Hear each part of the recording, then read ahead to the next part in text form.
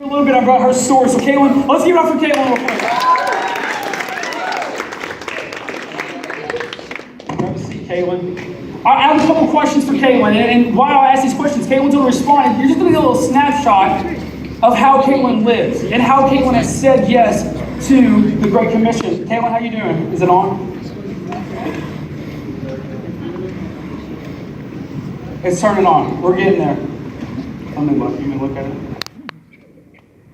Check. Oh yeah, it's on. It's hot. Hot mic. We're good. So Caitlyn, let's start with this. Why don't you tell them a little bit of your story and kind of whatever you have prepared. Tell them your story in you have 3 minutes, right? That's what you had. Is that you've been doing this all summer, so you're ready. Go ahead. All right. So like you said, my name is Caitlyn. I am a senior at Ryan Station. I've gone to Crossroads since I was born. I went to church every Sunday, but as a child, I don't think I really understood everything. I don't think I had a personal relationship with him.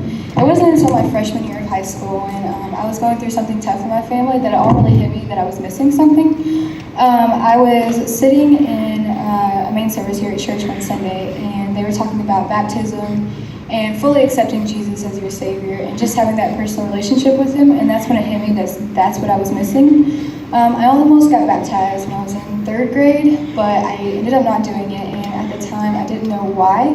But looking back on it, I realized that I just wasn't ready. So I prayed about that pretty much my whole freshman year of high school, and finally sat down and talked to Derek about it that summer. And after finally deciding I was ready, I got baptized that September of my sophomore year. And ever since then, my life has changed significantly. I now have that personal relationship with him, and I've grown so much in my faith. I've also invited so many friends to church, and it's just cool to see them come to Jesus and just come into church. And all the things, all the things that God has done in my life and in their lives, it just leaves me in awe. That's awesome. That's cool. So a couple questions. So I want you to tell me a story, tell us a story of a time where you were a sheep to someone else. Okay, so there have been many times where I felt like a sheep to almost every leader in this room. But a specific time is, first off, Molly Baldridge. You guys may or may not know her, but she has made a significant impact in my faith journey and still is. We'll often go out to lunch or dinner or coffee and just talk about life. And I don't know if she knows this, but those times have significantly impacted me. And she's always just encouraging me and challenging me in my faith, and I'm so thankful for that. And we'll call her a huge shepherd in my life. But also Derek and Carson, my best friend and I, Madison, went to a leadership camp at Asbury this past summer, and they wanted us to have mentors to help process what we learned in the camp and help us with the project after the camp. And Derek and Carson willingly accepted our asking of them to be our mentors, and not only are they helping us process what we learned in the camp and helping us with our project, but they're also walking alongside us and challenging us in our faith as well. So. That's awesome. That's cool. So let's go move on. What was the reason or reasons that led you to start being a shepherd? So you told us about being a sheep. So now tell us what got you to the point of being a shepherd?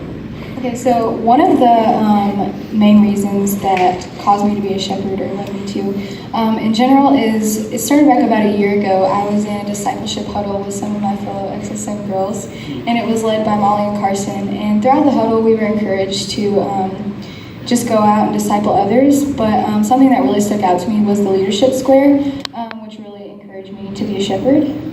But more specifically, at the end of that huddle, I felt a strong calling to somehow disciple and shepherd middle schoolers, but I had no clue what that looked like.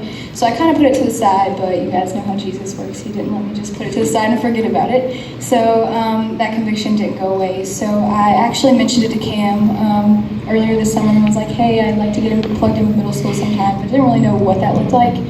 And then towards the end of the summer, he actually came up to me and asked me if I would be interested in helping lead a middle school MC. And the first thought that popped into my head was I can't do that. That's way out of my comfort zone. But then I prayed about it and prayerfully said yes. And I knew it was going to be a learning process for me, but I just had to trust that God was going to be with me through that. And it's only about a month in, but it's pretty awesome.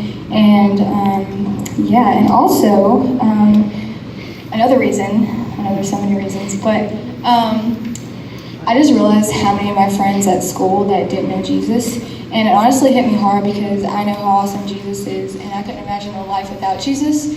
So it really just encouraged me to go out and be invitational to those people and my friends who don't know Jesus so that they can get to know Him. That's great. That's awesome. So with being a shepherd, it's not always easy, right? So what were some of those fears or some of those like difficulties that you face with being a shepherd, with going out and being an invitational? There are definitely challenges in being a shepherd. The three main challenges for me personally is, first off, my comfort zone. That one is a huge one for me. I wouldn't say I'm the shyest person ever, but I'm also not the most outgoing. So stepping up and leading sometimes is very challenging for me. But also sometimes when leading and shepherding those, especially that are younger than me, I'll sometimes get questions that I don't know the answers to, and it's hard because you don't know what to say and you don't want to say the wrong thing. But I think we also learn from that alongside them. And lastly, I would say rejection. If you guys are like me, you hate and fear rejection all the time. So it's hard when you're going up to someone and inviting them to church or just trying to shepherd someone and you get rejected. But even though I have these challenges, I feel like the possibility of someone coming to know Jesus is worth the rejection and worth stepping past my comfort zone for. That's good. That's really cool. Last question that you get out of here. Would you say being invitational is key to being a shepherd? I would definitely say that being invitational is a key to being a shepherd. In fact, I think being a shepherd starts with being invitational. I feel like I'm a shepherd to every person I've invited to church, whether it's just walking alongside them in their faith and encouraging them. And I feel like if you aren't being invitational and inviting not only people into the church, but inviting those already in the church into your life, then who is there to shepherd? That's good. That's awesome. Give it up for Caitlyn.